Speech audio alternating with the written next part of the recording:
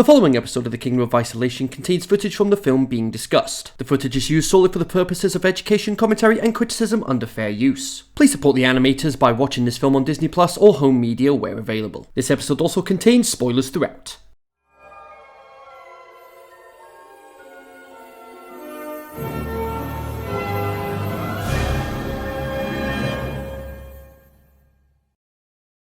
Fellow Disney fans, and welcome to the Kingdom of Isolation. When times of trouble, why not celebrate the magic of Disney? I'm Kenzie Retro, and today it's the first episode of 2026 here in the Kingdom of Isolation, and we're just a couple of weeks shy of our 6th anniversary of this show. Can you believe it? 6 years since we started this.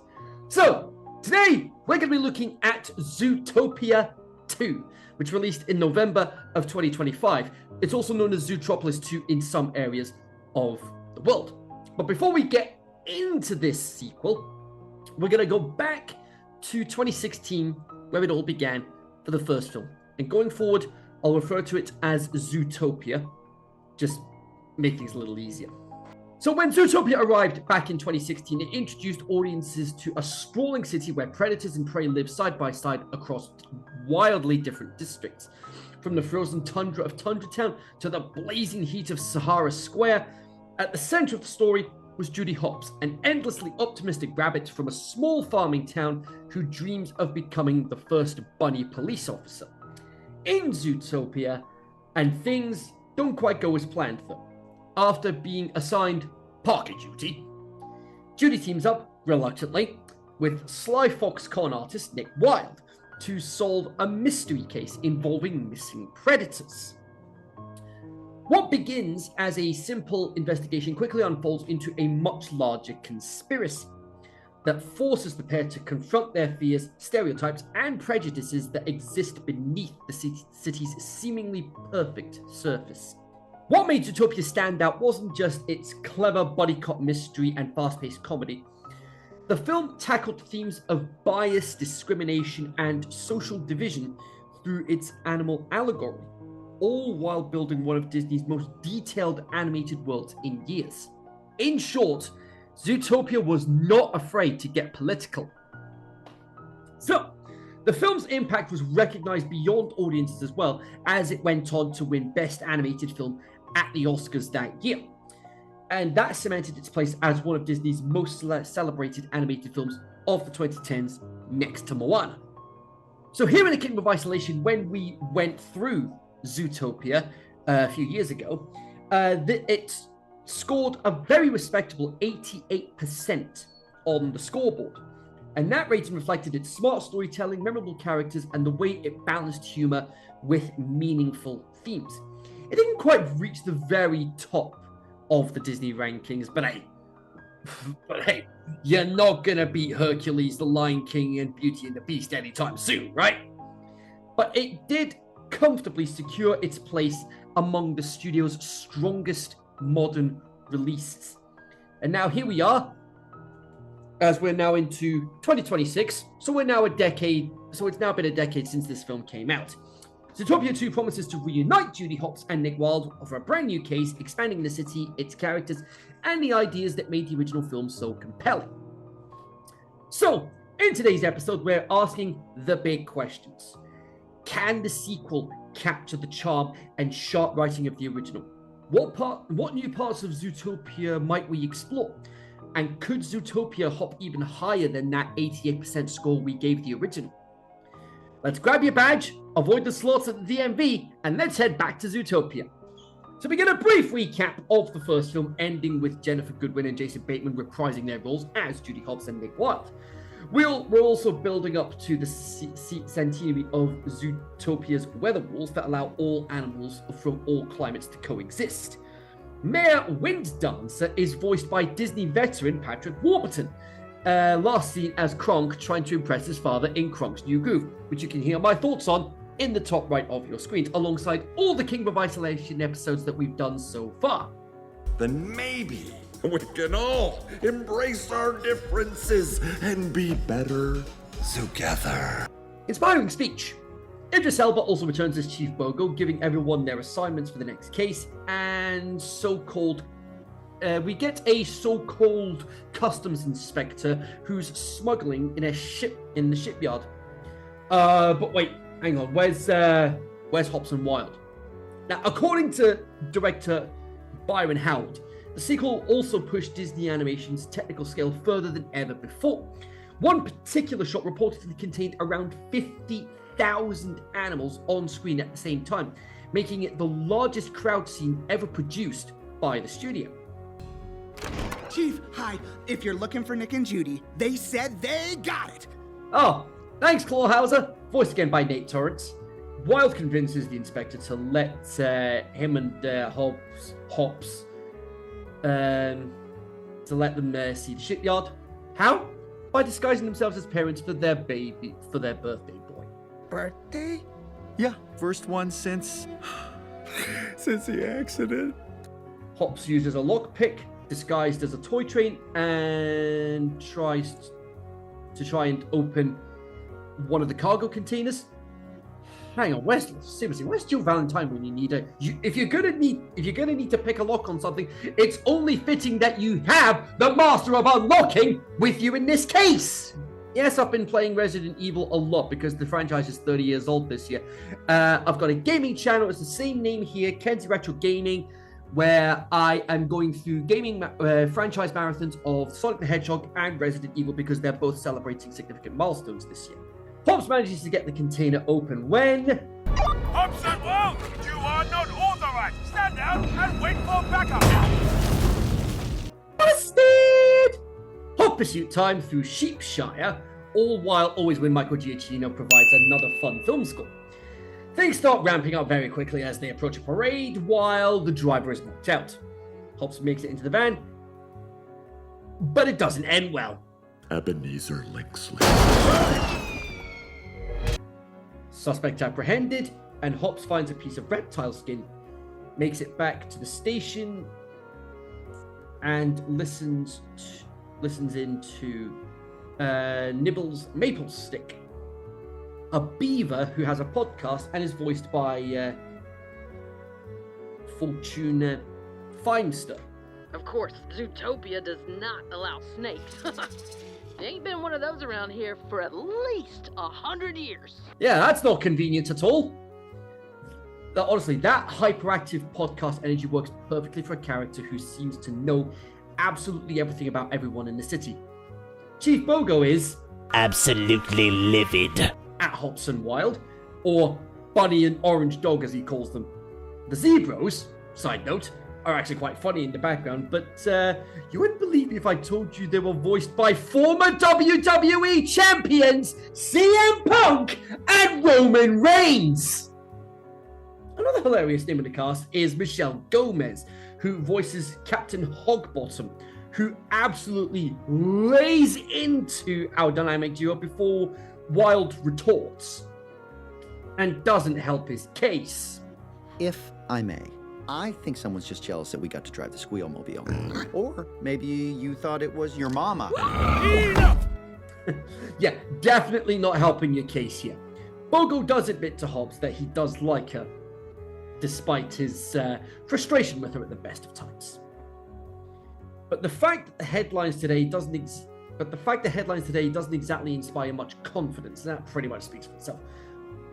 Wild, meanwhile, isn't exactly taking things very seriously. Hi.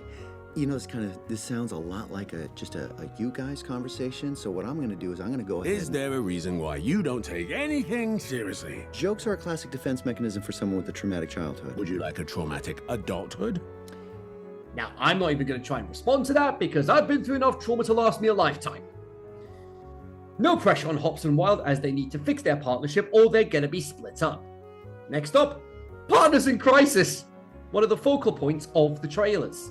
Well, we've been official partners for 1 week, happy anniversary, and we are not dysfunctional at all, actually.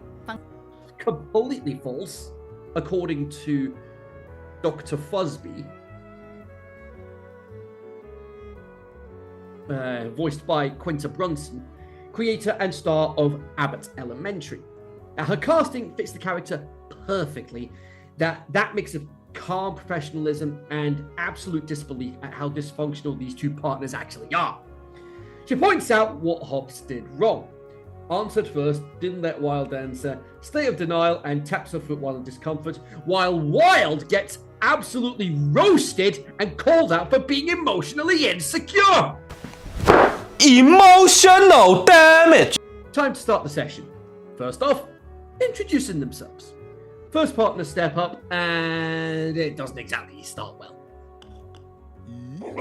Okay, unfortunately, Karen has chosen to see Joel's smile as a sign of aggression.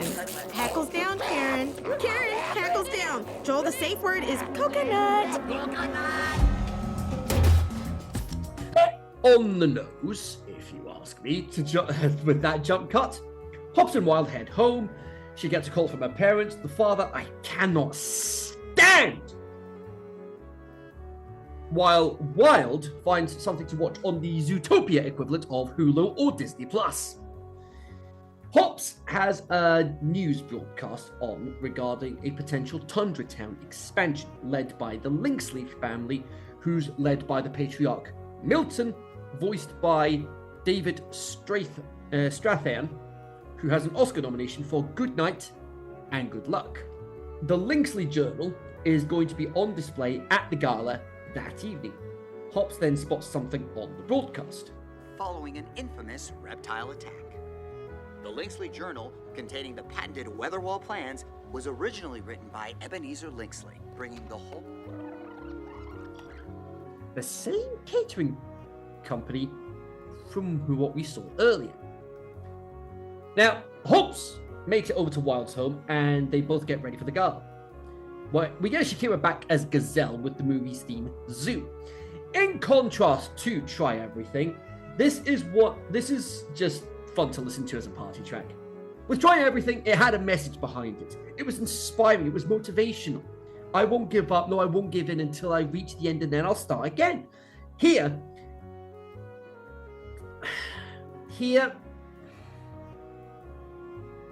it's just a fun party track to listen to. They find one of the vans with no snow on it, partly because reptiles need warmth to survive. Oh my god, a viper! A window viper. Wild, leave those sort of jokes to me. They get their formal attire on. Wild takes a moment to admire himself on the side of the van and gives his thoughts on Hobbs. You know, this is not your worst idea. Wow, that was almost a compliment. Your worst idea is what you did with your ears. Never disrespect a lady with style. Small side note with this scene when they're in the gala. Giacchino with your Bond music? Oh yes, please! A minor concern I have is that Hobbs always takes initiative instead of letting Wild take the lead sometimes. Hobbs goes to investigate the journal while Wild alerts her to Bogo's presence. Hobbs then bumps into Paul Burt, voiced by Nine's own Andy Samberg, who also wrote an Emmy-winning song for Saturday Night Live, which is somehow getting a UK version on Sky TV. I doubt it'll last long. Also, for your debut episode, why are you using an American to host the British version of Saturday Night Live for your debut episode? Why are you doing this? Paul Burt is one of those characters for me that is frustrating for something that I'll bring up later. And Andy is honestly perfect casting for a comedic cop-style story like this. Samberg actually isn't the only comedy star who brought into the sequel either, as Disney clearly leaned heavily into comedians for a lot of the new characters. What the pork? Okay, that was actually funny.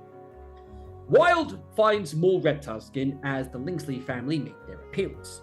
Bogo busts Wild and starts dragging him out when we get the big reveal.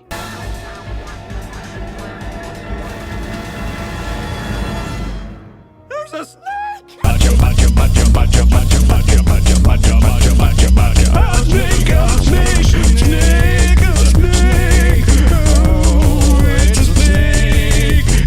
couldn't resist. Panic ensues as the snake steals the journal and gives us a Ratatouille Easter egg. I knew it! So not only does the snake have the journal, but also Milton. The snake is Gary and is voiced by...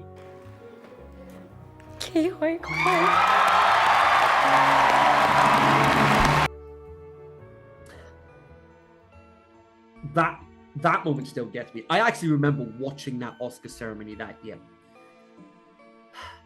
20 years away from the screen, and he wins an Oscar for Everything Everywhere All at Once. 80s kids will know him as Short Round in Indiana Jones and the Temple of Doom, probably the weakest of the original, for me, the weakest of the original trilogy. So I would go Last Crusade, Raiders, Temple. Then Kingdom of the Crystal Skull, then Dial of Destiny. That's how I'd rank all the Indiana Jones films. Oh, don't worry, I'll get to the Indiana Jones films over the summer. Don't worry about that. Now, Key's voice suits the character so well. So massive props to the casting director, Grace C. Kim. Key was actually announced during Disney's D23 presentation when the cast first revealed details about the sequel.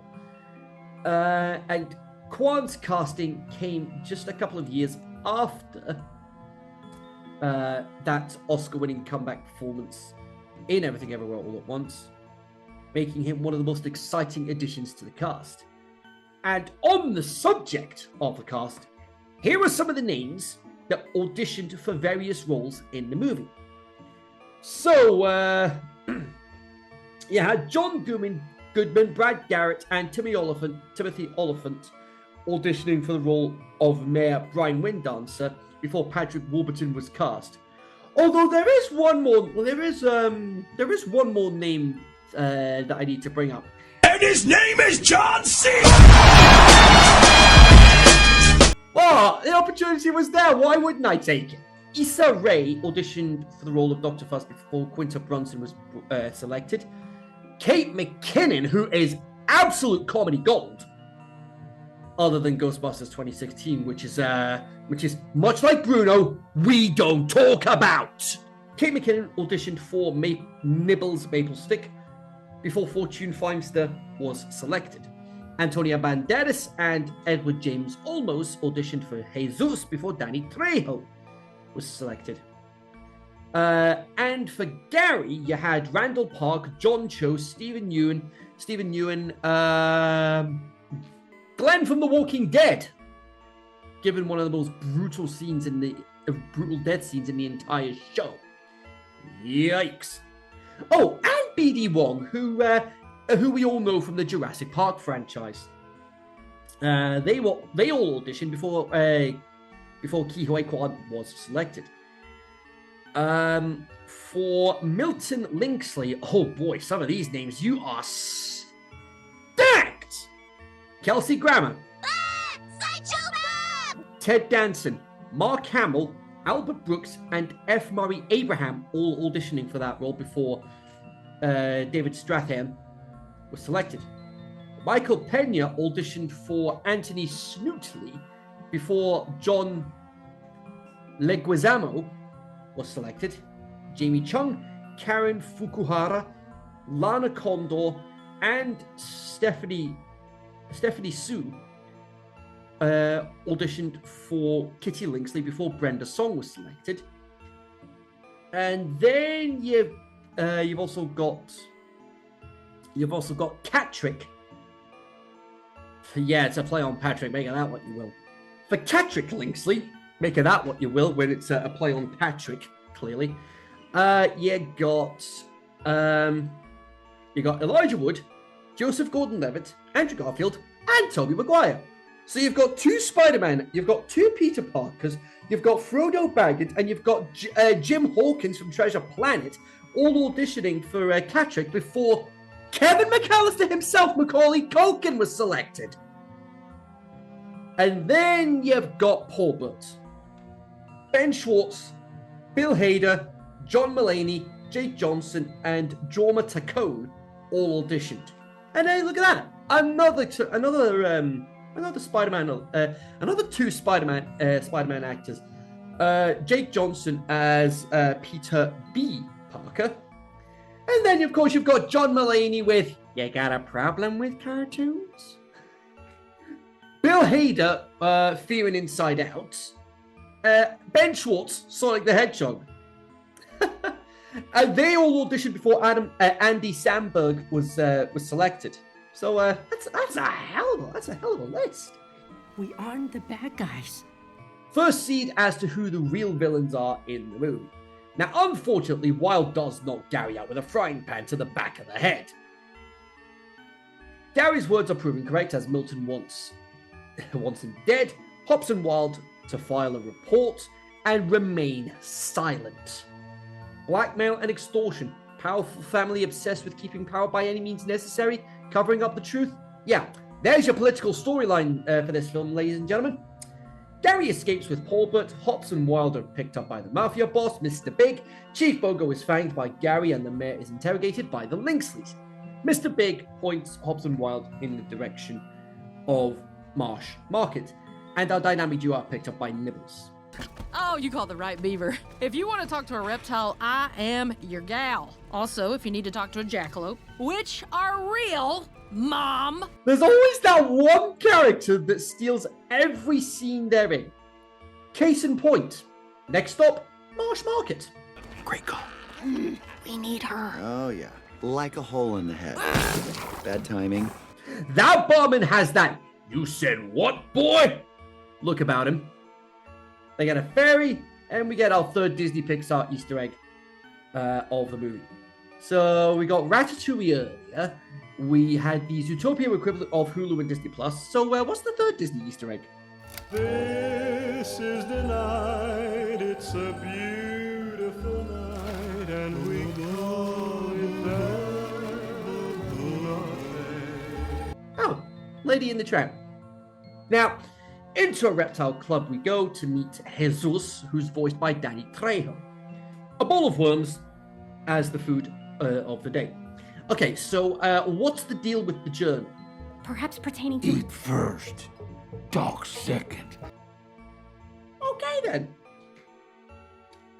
So, there's also a fun little gag during the dock crash shortly afterwards. When the hippo officers crash and apples start rolling across the ground, they immediately begin scooping them up and eating them, playing a little game of hungry, hungry hippos in the process. Now, back with Jesus, he explains that it isn't the first time that Tundra Town has been expanded. No. Yeah, not the first time. Only this time, Marsh Market's the next target to be wiped out with this next expansion. ZPD find Hobson Wilde, chase time towards the tube station.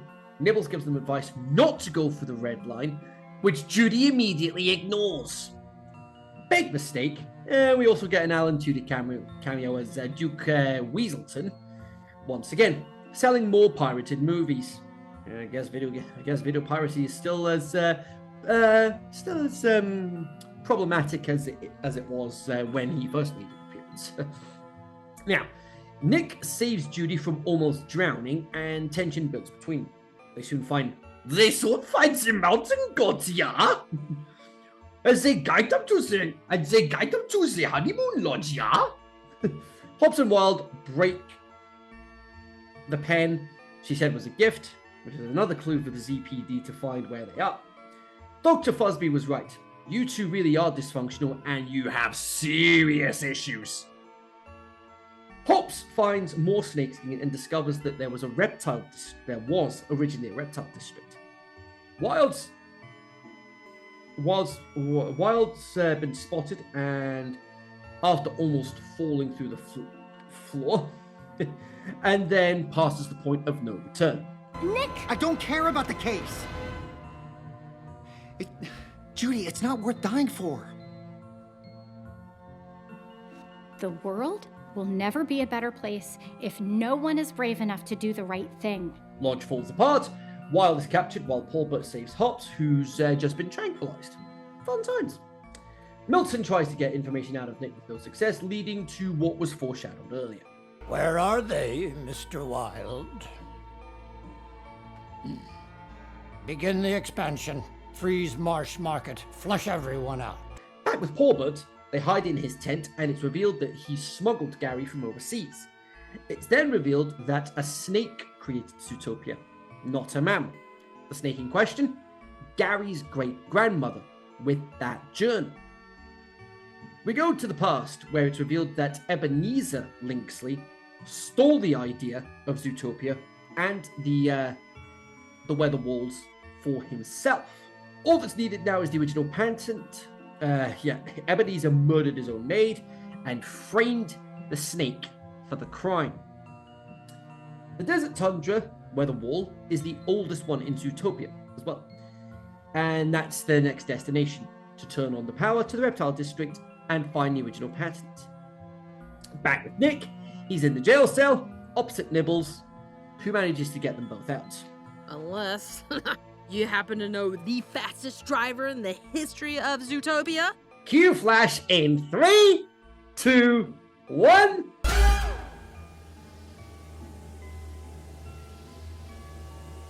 Lights out, and away we go! ZPD are in pursuit. Milton orders them to put them down. Judy pushes Porbert and Gary out of the way, only for Flash to drive in, and the pure joy on his face says it all. Absolute gold. The film also sneaks in several blink and you miss it visual gags, including during the Burning Mammal Festival, which is pretty much the equivalent of the Wicker Man Festival.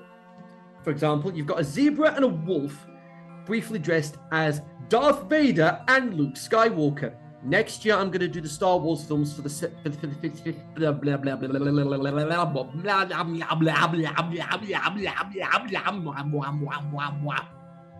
50th anniversary of the Star Wars franchise. Now, it's a tiny moment, but exactly the kind of background joke Disney animators love slipping into crowded scenes.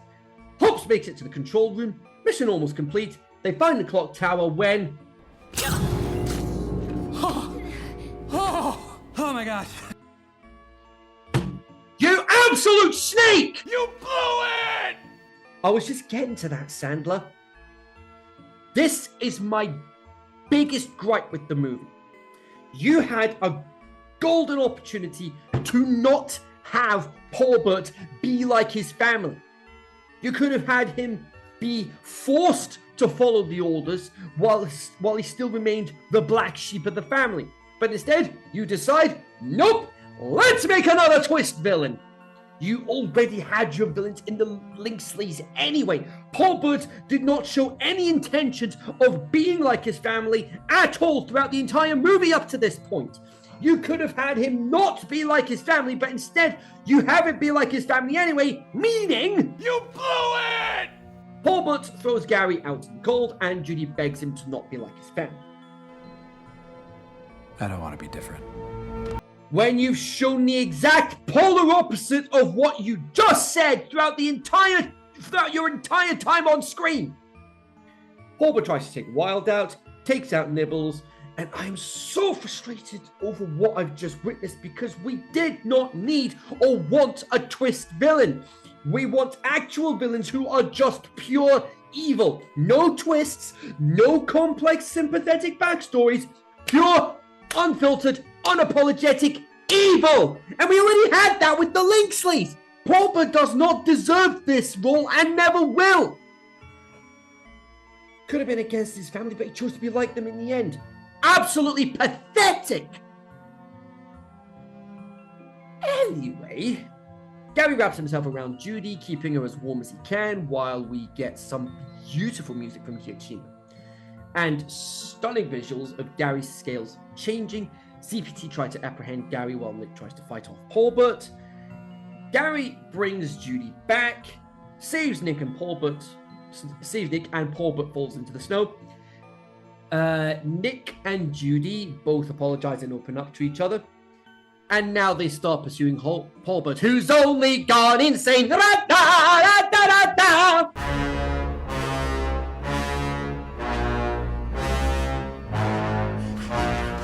Well, if you're gonna have someone going insane in the snow, why not throw The Shining into the mix? The snowy hedge maze sequence is actually a direct tribute to that film, even down to the camera angles and the music with a brief snippet of the original score playing during the establishing shot of the maze. It's a clever little homage that horror fans, like myself, will probably catch straight away. The Shining is one of the most iconic horror movies of all time, even if Stanley Kubrick wasn't too big a fan. No, even if Stephen King wasn't too big a fan of the film adaptation. Oh boy. So, snowplow inbound as Hobbs and Wild. Hobbs and Wild, not Hobbs and Shaw. Chase Paulbert down. Back with the mayor, he takes the Linksley family down. Gary makes it to his grandmother's home and finds the original patent. Now, with that beautiful music we heard earlier as well, visually stunning in the snow, even if it is uninhabitable right now. This probably for me is my favorite piece of the film score, just for the significance of that moment. That, and it's just a beautiful piece of music. I'm a real Linksley!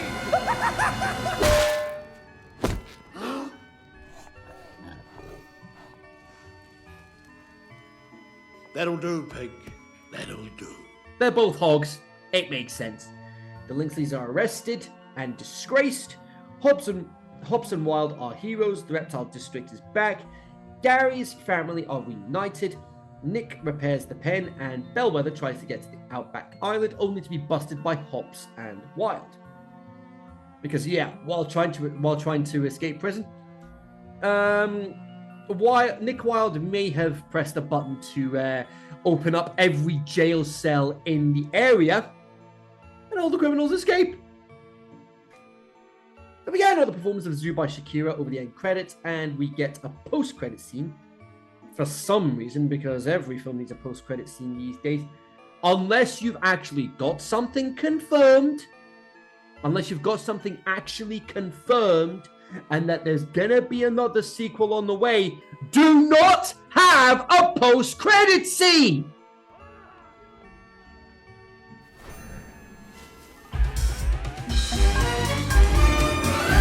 I mean, who knows? That Feather says might be setting up potentially third film.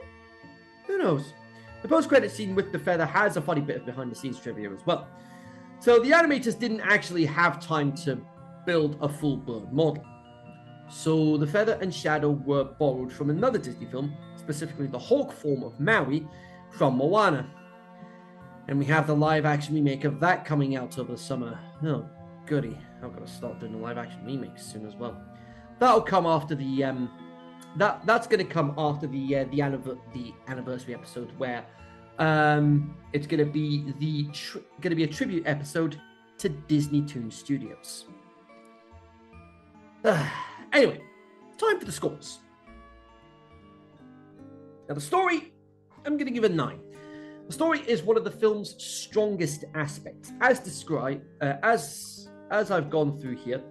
The narrative leans heavily into a political conspiracy involving the powerful Linksley family, who attempt to cover up the truth about Zootopia's history and the Reptile District. The plot expands the world's lore through the discovery of the journal and the revelation about the origins of Zootopia, while also tackling themes of corruption, power, and historical revisionism. 1984, anyone?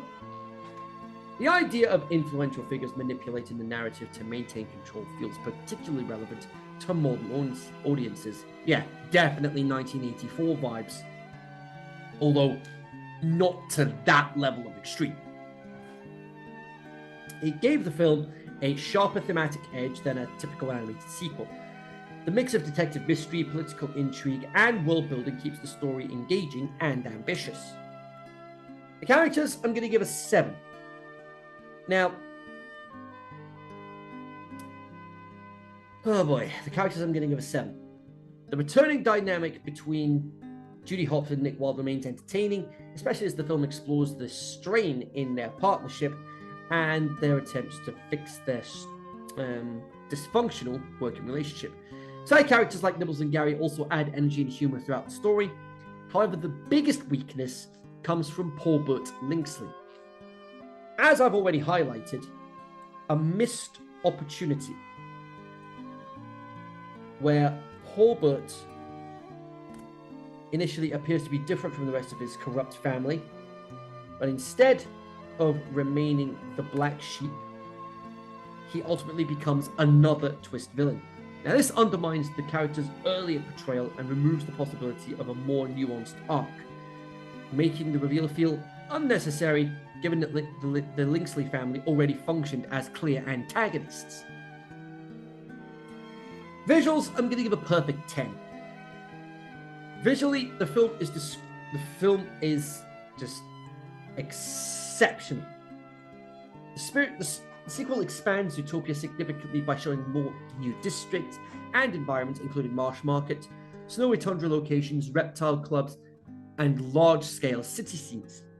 The animation also pushes Disney's technical capabilities with details such as massive crowd scenes containing tens of thousands of animals and intricate environmental design. Smaller touches, background gags, references, and character animation detail like Gary's shifting scales add further depth. Altogether, the film delivers a richly detailed world that fully builds on the original's visual ambition. The soundtrack, an 8.5.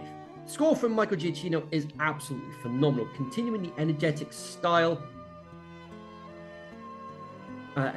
cinematic style he brought to the first film. The music enhances both the action sequences and emotional moments, particularly the quieter scenes in the snow where the score underscores the significance of Gary's discovery. In addition, Shakira's new song Zoo serves as the film's main musical theme. While it doesn't carry the same inspirational message as Try Everything, it still works as a lively party-style track that fits the film's tone. And finally, The Legacy, which I gave it 8. The film performs strongly from a legacy standpoint and holds a 91% on Rotten Tomatoes. The site consensus states that it cleverly lays a thoughtful message onto another crackerjack caper while solidifying Judy Hopps and Nick Wilde as one of the most endearing buddy pairings in ages. It grossed $1.864 billion worldwide on a $150 million budget, becoming the second highest grossing animated film ever behind Neja 2. It won the BAFTA just a couple of weeks ago for Best Animated Film. It got a further 7 Annie nominations, losing one of them to The Bad Guys 2, and the other 6 to, altogether now, K-Pop Demon Hunters, and has also received an Oscar nomination in the Best Animated Film category at the Oscars. And these achievements cement the film as a major commercial and critical success and confirm the enduring popularity of the Zootopia franchise. So the final score is 85%, combining its ambitious political storyline, impressive world building, and top-tier animation with a few character missteps, particularly the handling of Paul Burt. The film ultimately lands a strong 85% overall, and it successfully expands the world of Zootopia while keeping Judy and Nick's partnership at the heart of the story, making it a worthy and entertaining return to the city. And while it doesn't quite match the score of the original, it still matches Lady and the Tramp on the scoreboard. So yes, this one's definitely getting recommended. So there we go. That is it for this episode of the Kingdom of Isolation, looking at Zootopia 2. If you enjoyed this episode, hit the thumbs up. And if you want to be part of the Kingdom of Isolation yourself, you can hit the subscribe button down at the bottom.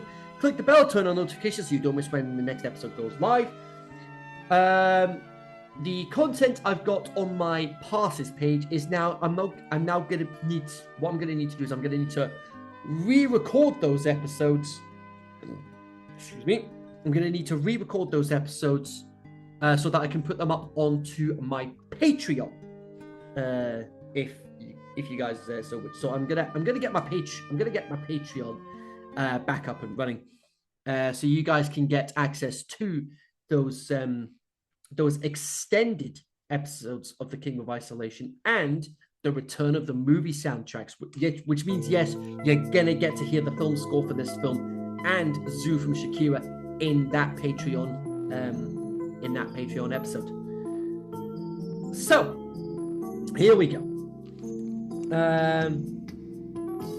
The next episode, we're going to be starting at long last, after the anniversary special, we're going to start looking at the live action remakes with 1994's The Jungle Book. But until then, make each moment count, and I'll see you guys next time in the Kingdom of Isolation.